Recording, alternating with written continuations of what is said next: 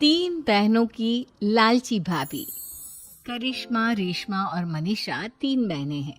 उनका एक भाई भी है, मयंक। मयंक अपनी बहनों को बहुत प्यार करता है, लेकिन मयंक की पत्नी सविता इस मामले में मयंक से बिल्कुल ही अलग है।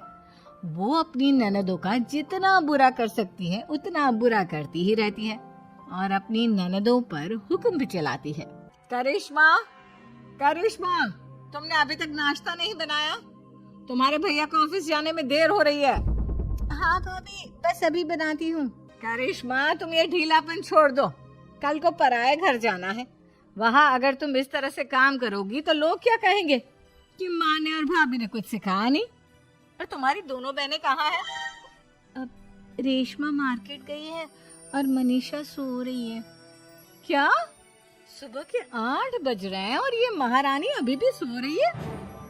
ये कहते हुए सविता अपनी सास दुर्गा देवी के पास जाती है। माँ जी, देख रही हो अपनी बेटियों के तौर तरीके? क्या हुआ बहू, सुबह सुबह क्या कर दिया मेरी बेटियों ने? अरे एक तो अभी अभी उठकर किचन में गई है, दूसरी सुबह सुबह बाहर चली गई और तीसरी अभी तक सो रही है। क्या करूं मैं इन तीनों का? मैं तो परेशान हो गई हूँ। जा जाकर उठा उसे और रेशमा से मैं बात करती हूँ। सविता सीधा मनीषा के कमरे में जाती है और उससे कहती है, महारानी जल्दी उठो, सूरज सर पर आ गया है। भाभी, थोड़ी देर और सोने दो ना, मैं रात को लेट सोई थी। वो क्या ना, यूनिट टेस्ट चल रहे हैं। शराफत से उठती है या नहीं, या फिर पानी की भरी बाल्टी डालूं तेरे ऊपर? नहीं नहीं भाभी, मुझे बिस्तर में नहीं लाना, उठती हूँ मैं। मनीषा जल्दी से उठकर बाथरूम में चली जाती है। सभी आराम से बैठकर नाश्ता कर रहे होते कि तभी रेशमा बाजार से हाथ में सामान लिए आ जाती है। रेशमा को देखते ही सविता उस पर बरस पड़ती है। लो, आ गई महारानी। ऐसा भी क्या सामान लाना था जो सुबह आंख मलते ही बाजार की तरफ रवाना हो गई? भाभी, कल आप ही तो चीख रही थी कि घर का सारा सामान मुझे ही लाना पड़ता है, घर में किसी को भी किसी काम से कोई लेना देना नहीं है। अब मैं बाजार जाकर सामान ले आई तो आपको इस बात से भी तकलीफ हो रही है? देख रही हो माँ जी, अपनी बेटी की जुबान कैंची से भी तेज चलती है। और मयंक, आप तो कुछ कहेंगे नहीं अपनी लाडली बहन को। रेशमा, अपनी भाभी से ऐसे बात नहीं करते। चलो माफी मांगो। भैया, मैं क्यों माफी मांगू? आप भाभी से बोलिए ना कि हम पर कम हुक्म चलाया करे। हम इस घर की बेटियां हैं और आपकी पत्नी की ननद है, नौकरानी नहीं। लो कर लो बात। इनकी भलाई के लिए कुछ भी बोलो तो इन्हें बुरा लग जाता है। इस घर में यही इज्जत है मेरी। देख लो माँ जी, आपकी बेटी किस लहजे में मुझसे बात कर रही है। सविता वहाँ से चली जाती है। मयंक को बहुत गुस्सा आता है, वो भी वहाँ से चला जाता है। फिर करिश्मा रेशमा को समझाती है। रेशमा, तुम्हें भाभी से माफी मांग लेनी चाहिए थी ना। लेकिन दीदी, मैंने कुछ किया ही नहीं, तो मैं माफी क्यों मांगू? हाँ करिश्मा दीदी, रेशमा दीदी जैसे ही घर में आई भाभी ही उन पर चिल्ला रही थी। हाँ, मैं मानती हूँ कि गलती भाभी की थी। मैं तो इसलिए बोल रही हूँ कि भाभी ने माँ को तो पूरी तरह अपने वश में कर लिया है। वो हमारी बात सुनती ही नहीं। मयंक भैया हमारे लिए हमेशा खड़े रहते हैं, इसलिए उनकी बात का मान तो तुम्हें रखना चाहिए था ना। कोई फायदा नहीं दीदी, कुछ दिनों की बात और है, भाभी उन्हें भी हमारे खिलाफ भड़का देंगी। फिर वो भी माँ की तरह हमारी किसी बात का विश्वास नहीं करेंगे। इसी तरह सविता अपनी तीनों ननदों को किसी न किसी बात पर परेशान करती रहती थी। एक दिन मयंक अपनी तीनों बहनों के लिए गिफ्ट लाया।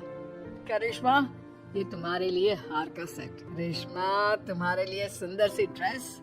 और मनीषा, तुम्हें किताबें पसंद है ना, तुम्हारे लिए किताबें लाया हूँ। थैंक यू भैया। थैंक यू भैया। थैंक यू भैया।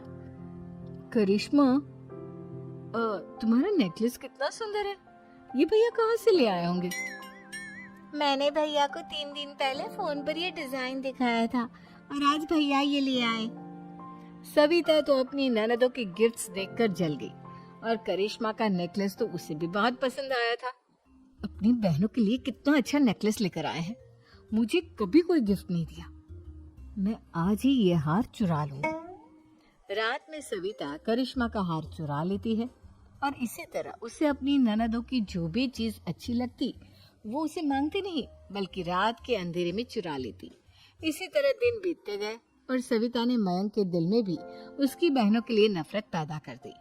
एक दिन मयंक ने करिश्मा और रेशमा के लिए रिश्ता देखा और ये बात उसने घर में सबको बताई। माँ, करिश्मा और रेशमा के लिए बहुत अच्छा रिश्ता आया है। वो लोग कल इन्हें देखने आ रहे हैं। आप और सविता मिलकर सारी तैयारी कर लेना। ये सुनकर करिश्मा और रेशमा खुश हो जाती हैं, लेकिन सविता सोचती है, अगर इन दोनों बहनों की शादी हो गई तो घर और बाहर का काम कौन करेगा? मनीषा तो एक नंबर की कामचोर है, उससे तो किसी बात की उम्मीद लगाना ही बेकार है। मुझे इस शादी को रोकना होगा।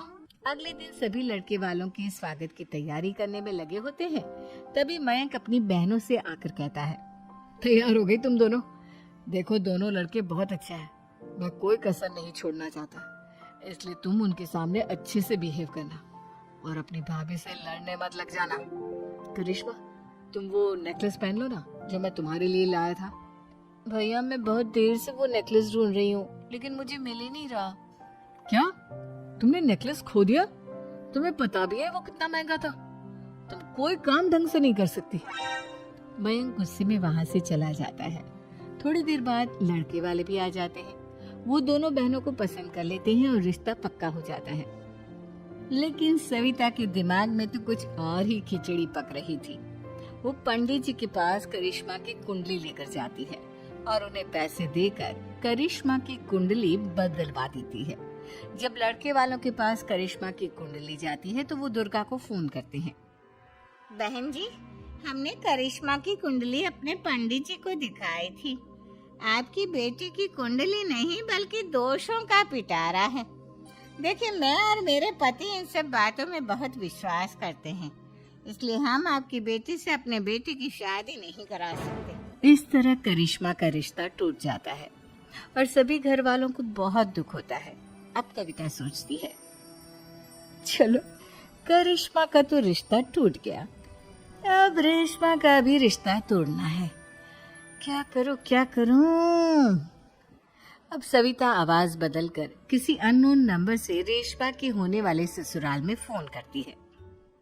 हेलो, मैं कौन हूँ कौन नहीं ये आपके लिए जानना जरूरी नहीं, बस इतना सुन लो कि रेशमा का 2 साल से किसी के साथ अफेयर चल रहा है। बस रेशमा का रिश्ता तोड़वाने के लिए सविता का इतना कहना काफी था।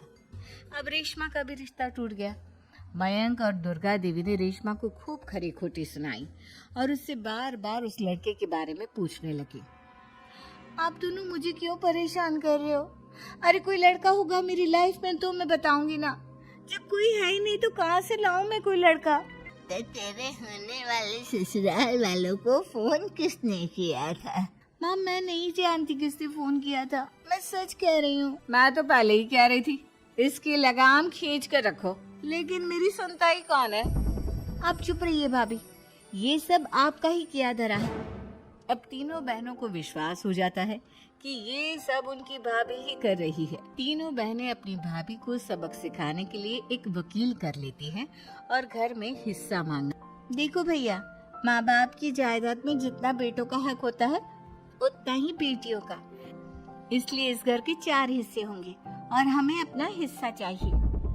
मैंने तुम्हारे लिए क्या क्या नहीं किया और तुम इस घर में हिस्सा मांग रही हो?